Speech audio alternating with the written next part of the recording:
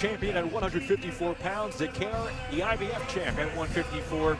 Those are on the line, as well as the vacant WBA belt and the Ring Magazine title as well. Shields, Dicaire, Superwoman from Flint. Let's get inside the ring with Ray Flores. And now, ladies and gentlemen, from the Dort Financial Center here in Flint, Michigan, it is now time for our main event of the evening. 10 rounds for the unified WBC, WBA, IBF, and WBO Super Welterweight Championship of the World. Brought to you by Salida Promotions in association with Group Yvonne Michelle.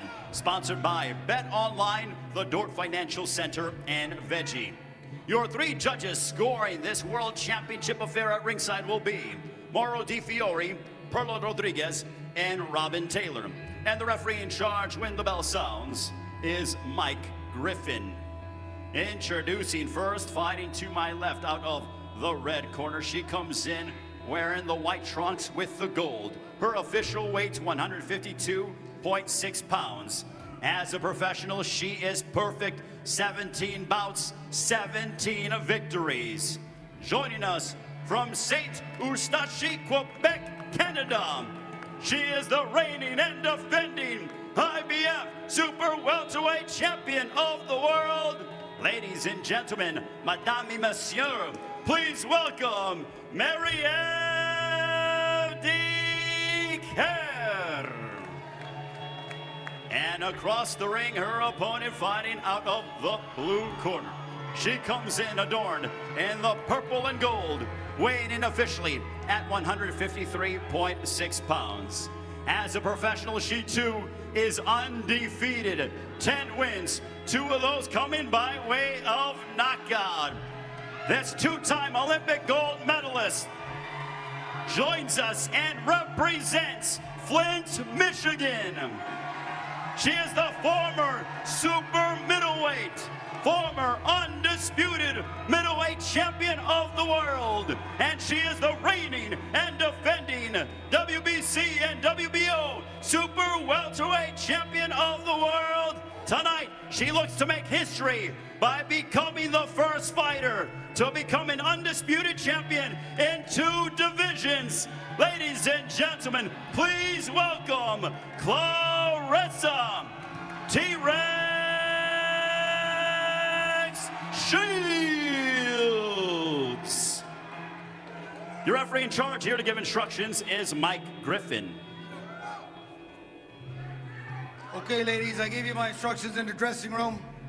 Obey my commands. Protect yourselves at all times. Touch gloves now. You're boxing the bell. God bless you both.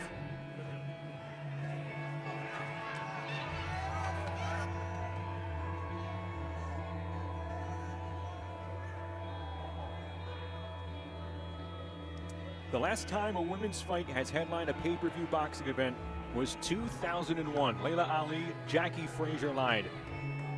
It's rained a couple of times. Claressa Shields, Marielle Dicaire, picking up the legacy here in Flint for all the hardware at 154 pounds. In a historical moment where a young lady has decided to take her destiny in her own hands. It's Shields, Dicaire, let's do it from Flint. The main event here on pay-per-view. Claressa Shields in the purple and gold trunks, Dicaire in the white and gold. And this is just the second southpaw that Claressa Shields has faced in her career, the first since Sydney LeBlanc in her 3rd pro fight.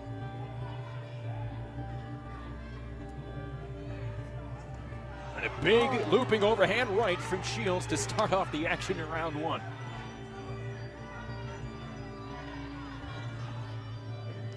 One of the things that Marielle said was how loose she was walking into this fight, because she has absolutely nothing to lose. She's had belts, she's had world championships. At this point in time, she understands the risk, and compared to what she's gonna get, recognition, respect, it's a win-win situation for her. Big snap counter from Shields, who said that last performance against Ivana Habazin was the sharpest she felt in her career, and she rattles Dicaire just a bit with 2 hands as she stumbles back on her heels. Everything from the edge of the ropes to the middle of the ring now here. And Dicaire taking a lot of pride on her movement inside the ring. She eats a right hand from Shields.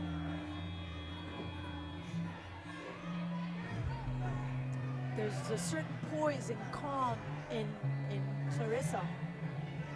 She's not letting the nervousness that Dicaire is showing in the ring to get to her.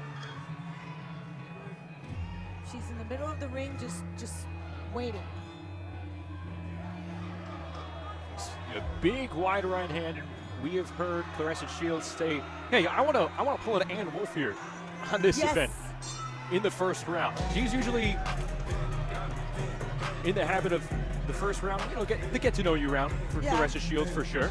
But she came out as a very strong aggressor in that opening 2 minutes. It's a calm aggression. As you can see, she was not really looking for Dicaire until she actually had her within her range. So she's being she's conserving energy. She's not just throwing punches. She understands that this could be a long haul. Marieve Dicaire, 34 years of age, and she picked up a unanimous decision victory in November of 2019 against Ogleni Suarez. A ranked welterweight out of Venezuela, lost just one round across the judges' scorecards in that matchup. But right before then, June of 2019, outboxed a then 42-year-old Maria Lindberg of Sweden. Again, massive step up in competition for Marieve Dicaire despite a 17-0 perfect ledger in her pro career.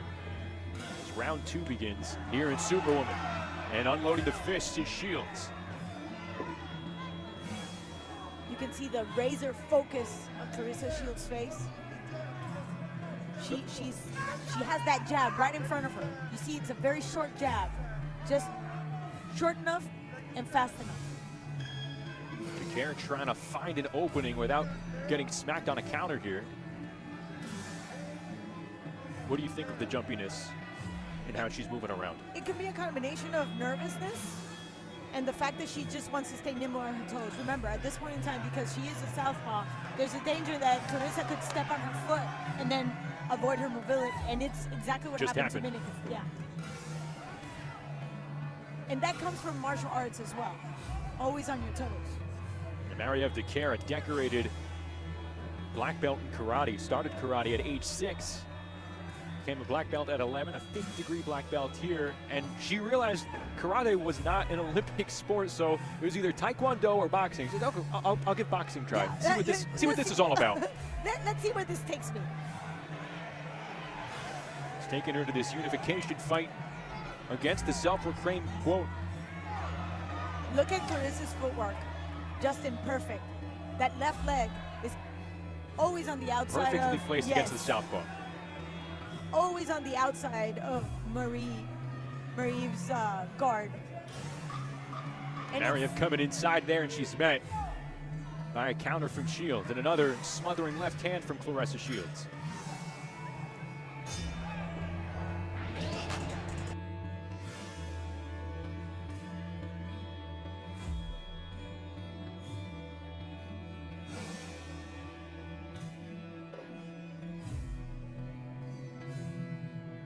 in that corner. She's very jumpy, but look at how she tries to stay outside, but it's Claressa that positions her foot right on the spot. She's on point looking for that jab. And Dicaire tries to take that left leg in order to use that jab. It just doesn't, it's not opening her space. For only having one pro fight against a southpaw, coming a few years ago at that, her third pro fight against Cindy LeBlanc, just the intuitiveness of keeping that lead leg on the outside. Yeah, you train it, and of course her trainer, John David Johnson, a southpaw. She says he's the toughest southpaw that she's ever faced. Yeah. But she has that instinction to just know where to place it, despite such limited experience against southpaws inside the ring. Flying hours, Justin. That's flying hours. That means she's exercised, she's used it, she's actually sparred on it. And you can see the result. Third round action beginning here in Flint, Claressa Shields' hometown. 375 fans in attendance in limited capacity here at the Dordt Federal Financial Center. And here comes Claressa Shields teeing off on Dicaire, backing her up. Wide rights from Shields.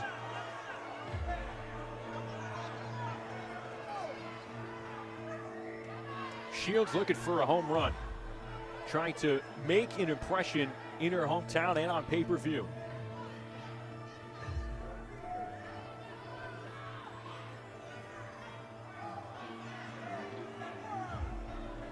Marie-Eve Dicaire, Shields' his eyes, throwing an elbow there. Michael Griffin warning Dicaire. She gets met there by a vicious right cross from Shields. That's her boxing acumen. You give her space, she's going to capitalize it. And that's exactly what she's doing right now. And Dicaire didn't make the same mistake twice.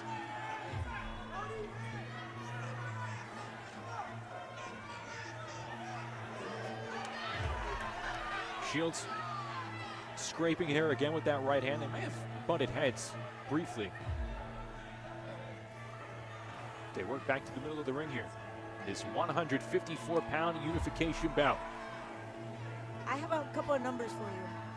1,431 punches against 512. That's exactly how Claressa Shields up-punches her opponents. That's all I'm saying. I'm just gonna, Mamba out.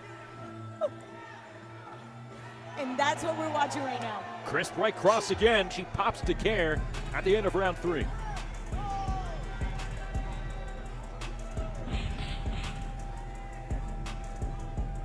One of the things that I was looking for in Claressa tonight was the leader mentality resulting and reflecting in that ring with ring red.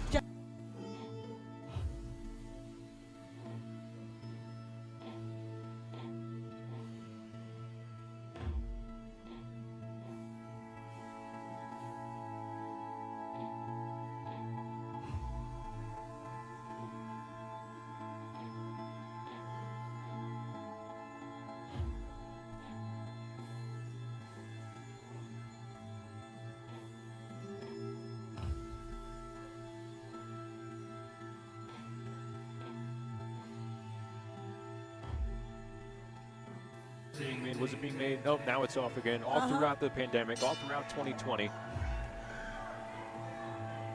Really forced her to expedite a transition into MMA, something that she has on her docket for later this year. Yeah. She wants to fight an MMA battle in June for the first time, switch back to boxing in September, and then have another MMA event in December. Why not? If the opportunities are not presenting themselves here in the ring, why not go into a cage? I mean, Holly Holm did a great job. Ronda Rousey gave her the opportunity, and guess what? It came up tenfold for her in gains. Shields says, I've accomplished everything I can in boxing. In 10 fights? Yes. She is one of 3 women that have had championships at 168, 160, and 154. She says, why not make it interesting? I want to simultaneously hold world titles in boxing and in MMA. Why not? Serranos do. Dicaire trying to find an angle inside.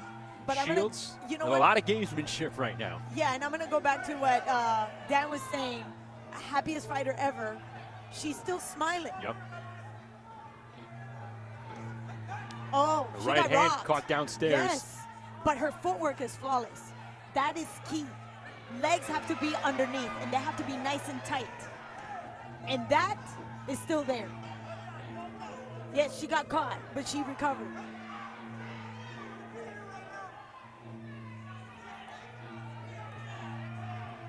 Outside from that instance in round 3, Dicaire hasn't waded too much as far as in the deep, muddy water. She's been able to high-step her way out of damaging situations, for the most part.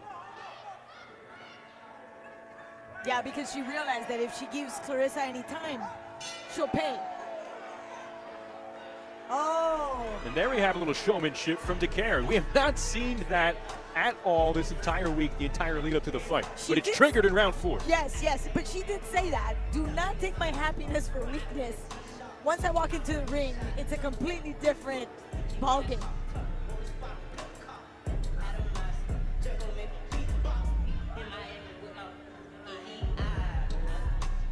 See, she keeps that stick up front. Claressa is just waiting for her and baits her in to come in with those hooks. that left hook is coming with all kinds of bad intentions. And I'm waiting for that left hook to connect and see how Marie-Ève is going to take it. Shields landed a fight high 13 punches in round number 3, according to CompuBox. In round number 4, more of a chess match between the two as far as punches landing, but some juice heading into round 5 for sure.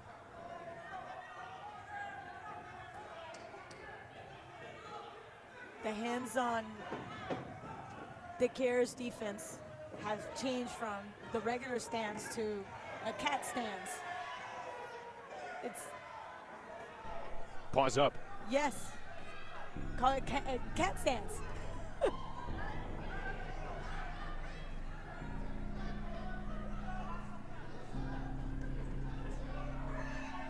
Close to a headbutt there, nothing happening. It's Claressa Shields.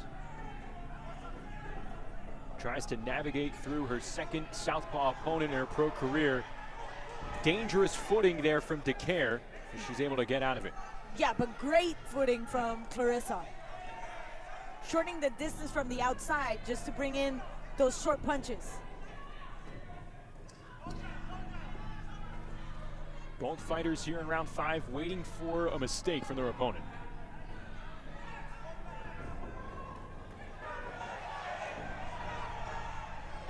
Do you like those overhand rights from Claressa Shields? Yes, and they come with really, really bad intentions, and I'm just waiting for that left one to land.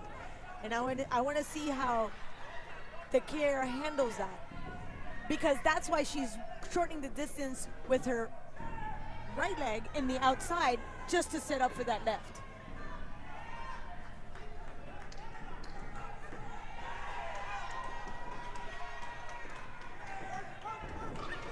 Ten seconds to go, and another beautiful, crisp shot predicated off that footwork.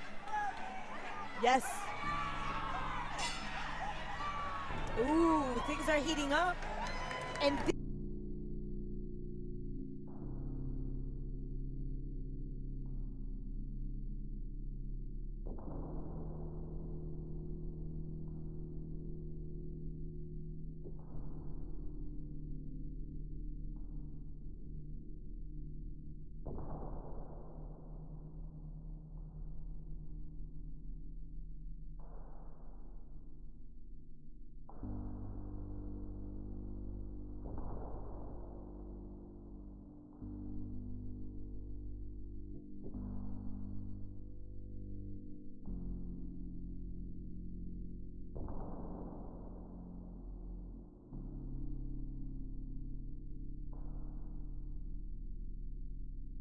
we go for round number 6 here in Flint. An all-women's pay-per-view leading to this main event. Claressa Shields, Marie-Ève Dicaire for a chance to unify at 154 pounds. And for Claressa Shields to be undisputed for a second time. Let's take a look at some of the CompuBox stats here in round number 6. Dicaire landing just 17 total punches in the fight. And now her jab does not exist. Once she changed that defense stance to pause up, that's very difficult to throw a jab that's going to set up anything. And now Claressa is literally walking her down. A big shot from the left hand by Shields. And that, I'm waiting for that one. I'm calling it right now. See how she walks inside? And she's just gonna use that left like it's gonna go out of style. A minute to go here in round 6. This is the first long stretch where you could potentially sense that Dicaire could be in trouble here.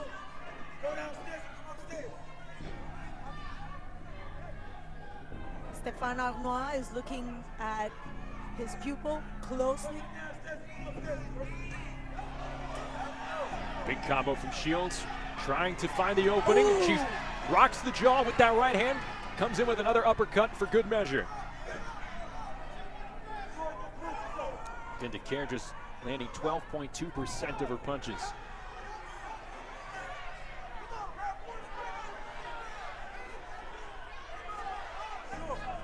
This is Dicaire's first match against an undefeated opponent.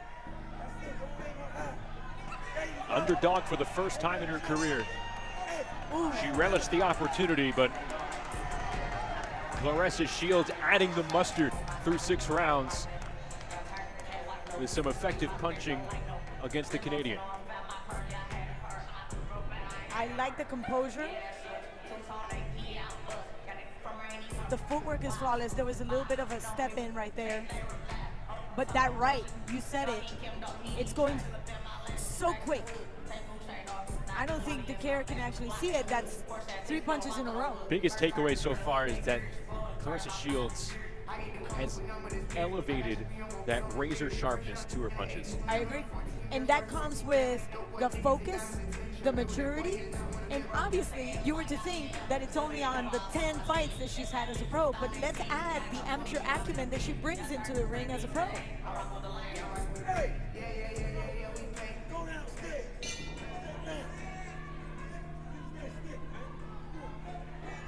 Start of round number 7, scheduled to go for 10 in a super welterweight unification between Claressa Shields and Marie-Eve Dicaire.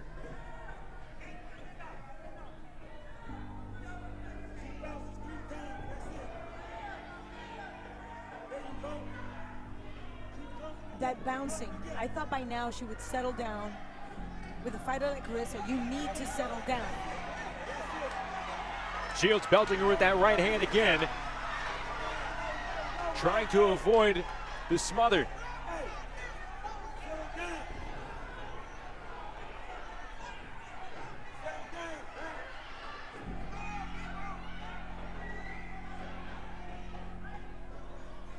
That's one of the things that I really enjoyed about Marlene Esparza. She brought the tempo down, and then she brought it up. She intensified the bout when she needed to. And Dicaire hasn't been able to slow Claressa down. She hasn't been able to even adjust her distance. You mentioned it, you were surprised that the jumpy footwork is still here in round 7. You thought maybe if you got tagged a couple of times you would have settled down at this point, but it is still prevalent with Marie-Eve Dicaire here in round number 7. But by now I think it's being counterproductive because she hasn't been able to sit into any of her punches because she's constantly bouncing. So even if Claressa is actually shortening the distance, and she did find the distance, she's too jumpy. She's still bouncing. Closing seconds of round 7.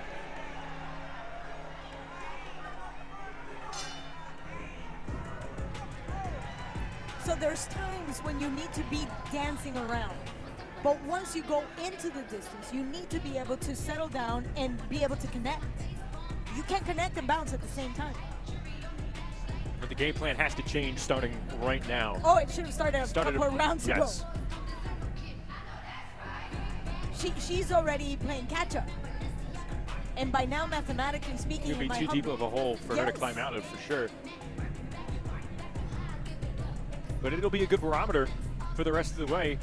And if this continues, you could walk out of here saying, hey, Marie-Eve Dicaire not giving herself a chance on this night. No, but I want to think that there's a sense of urgency, there's a sense of nervousness. There's a lot at play for Claressa, and she mentioned it, that she was just enjoying this opportunity. She's a happy fighter, even though she just munched a nice jab right there. Claressa Shields has said in the past, some of the things like she would want to try and improve upon. Again, just 25 years old, not rush as much. Not rush as much, and we've seen her at times getting excited, but she's not losing control in any sense of the word. We can see a difference between the Shields that faced Hammer and the Shields that faced Habazin and the Shields we see today. Which is impressive because I feel like each time you've seen Claressa Shields now, since getting knocked down by Hannah Gabriels, she has brought it to another level with each battle. She's continued that, even with the 14-month layoff. Yes. And that's a shout out to the type of dedication and commitment that she has, because she never stopped working out.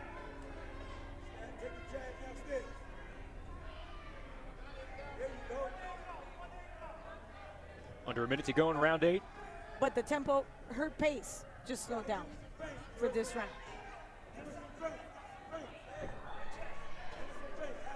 I mean, she really doesn't need to expose herself now. Shields turning the dial back just a bit before unloading on a 3-punch combo.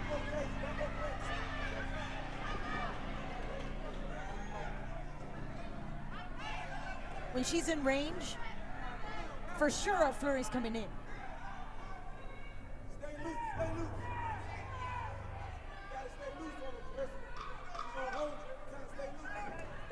There she is. That right. I'm waiting for that left to land. Just a lot of viciousness with that right hand. Yes.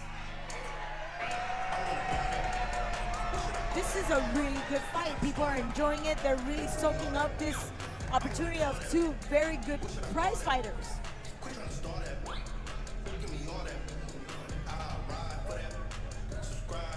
Big prize on the line, the chance to be called undisputed at the end of this one. The pace dictated throughout the last 8 rounds here from Claressa Shields. So when Claressa just walks enough into that range, she throws so many punches, and Mariev can only just sit and eat them and maybe counterpunch with one. With there's no effective aggression.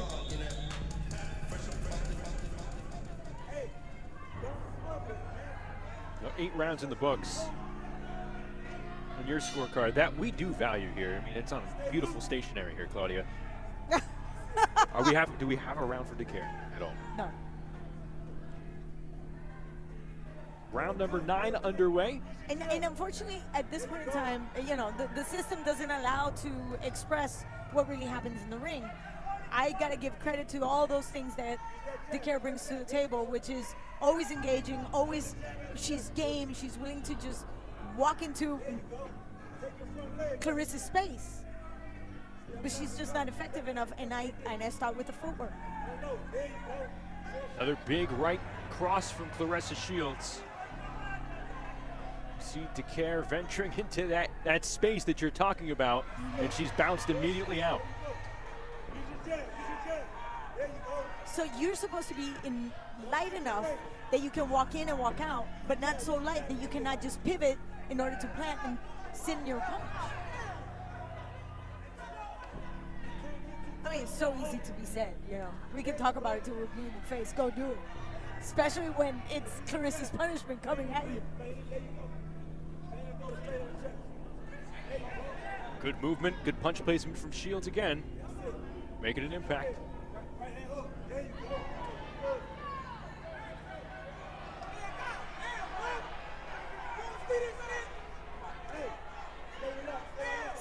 Stéphane Arnois is asking Dicaire to go for the hooks, look for the body.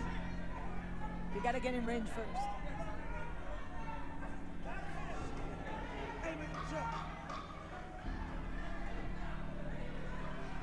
Shields turning up the dial in these last few seconds of round 9. She sold this round, definitely. Started slow and then tighten it up, closing those last 10 seconds. Yeah, you might have thought, you know, Dicaire put forward maybe her best round. I agree. But still think it was dictated by Shields' pace. I agree with that too. And we can see it now in the replay. See, she's baiting her in, and then it's Claressa, the one that starts the action. I didn't see the elbow. Did you see the elbow? I did, yes. So this is the second time happening in the same corner. Well, she was called on it. And then, of course, the instructions from the corner are very solid for Dicaire. This is it. We know what happens next year in round 10. Ladies and gentlemen, this is the 10th and turn up the volume a little bit. Oh, yeah. To try and close this out here. Final round of this 154 title match. This has been a cool atmosphere. Obviously, yes. Limited capacity. This place is able to hold close to 4,500. It would have been a lot more than that. It would have been well over 6,000 with the floor seating here. But again, COVID protocols, state of Michigan allowing 375 people inside here tonight. as they watch Flint, Michigan's most decorated athlete in history. And there's a lot to choose from. Yes. Not just in boxing where you have Anthony and Andre Durrell. Plenty of other multi-sport stars coming through as well. Mark Ingram, Mateen Cleaves, Michigan State basketball great, JaVale McGee. And here, Flint, Michigan, it is Claressa Shields' hometown. And after 10 rounds of going all out, none of them have said or even given a glimpse of any type of exhaustion, tired, dehydration. Zero. Zero. 50 seconds to go in this title fight here on pay-per-view. Claressa Shields, Marie-Eve Dicaire. Left hook from Shields, which was so prominent in that fight against Ivana Habazin. Not as much here, doing more work with that right cross, but here, connecting on some combos in round 10 against Marie-Eve Dicaire. We can definitely see a much more refined technique on Claressa. And we got to give credit to Coach Cooper because that was the intention for the last year. Can we coin it bait and wait? Yes. Bait and wait? Does that work? Yeah. Okay. And her patience today, sitting and capitalizing. Winding down, last few seconds, and those two go the distance here in this welterweight fight. And that is beautiful to see at the end of this title fight and at the end of an unprecedented night for women's boxing. The Claressa Shields running away with this 10-rounder. And in a perfectly fought fight. I mean, technique was there, fight plan, she adhered to everything, emotionally, mentally, she was focused. You'd be floored if it wasn't a clean sweep on the scorecards. Yeah. Would you? I would be floored, yes. But And the sad part is that doesn't really reflect on Dicaire's effort and talent. that's right. It's Because correct. If you watch this, you know, one, you know that she wasn't fighting her fight. You could tell. I think you're intimidated by going in there with Claressa Shields, obviously to an extent. It's just a little disappointing that it lasted for maybe 7 rounds of change. You would have liked to see that come about, but all the same, you saw it wasn't easy for Claressa at the same time. No. She wanted a knockout. I mean, she wanted an impressive showing. It was impressive, but for all the talk that she put together as far as going for the knockout, she really hadn't been talking like that in her prior fights. This meant something, but it's not obviously not a disappointment. Well, Dicaire did not sell this cheap. And again, when you're going on a 10-9 system, it doesn't really reflect how much effort Dicaire actually made Claressa put in every single round. I would have liked that 9th round to be repeated from the very beginning of the fight. But of course, it didn't happen. She had to settle in. I would still like to see that footwork being a little bit more solid and more stable. Well, all that is waiting for history to become official is our man Ray Flores. Let's go inside the ring, get the finals from Ray. Ladies and gentlemen, having gone the distance, we go to the scorecards. Here are your score totals. Judges Perla Rodriguez, Mauro Di Fiore, and Robin Taylor scored about identical. 100 to 90 for your winner by unanimous decision. Still undefeated, and now the undisputed super welterweight champion of the world, from Flint, Michigan, Claressa T-Rex Shields.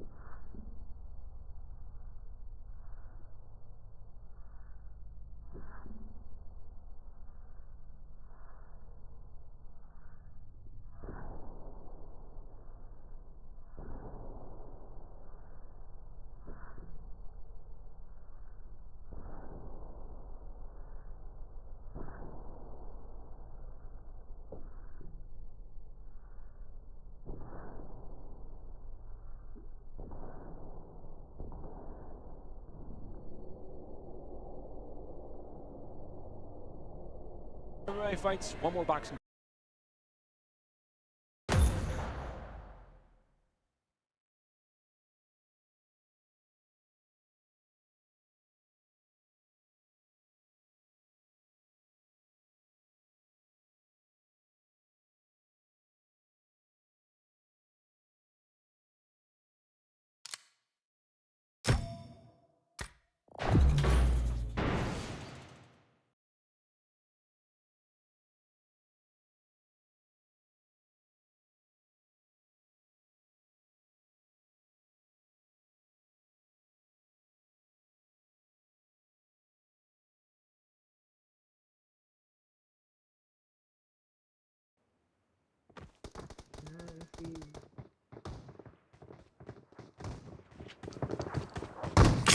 I made the top 3 just now. Awesome. Let's fight together.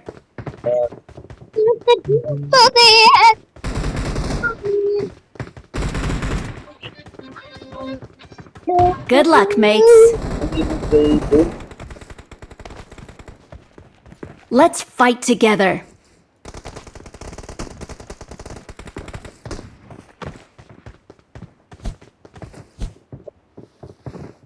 It should be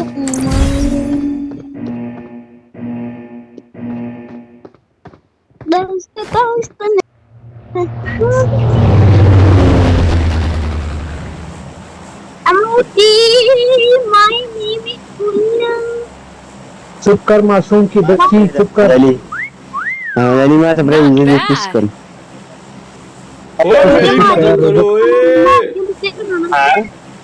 okay okay आ यार बेटा आ रहा है इसको बेटा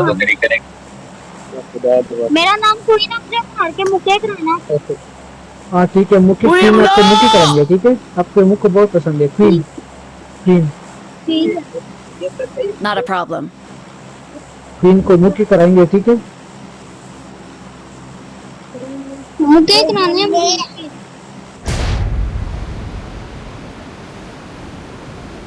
Form up on me. Not a problem.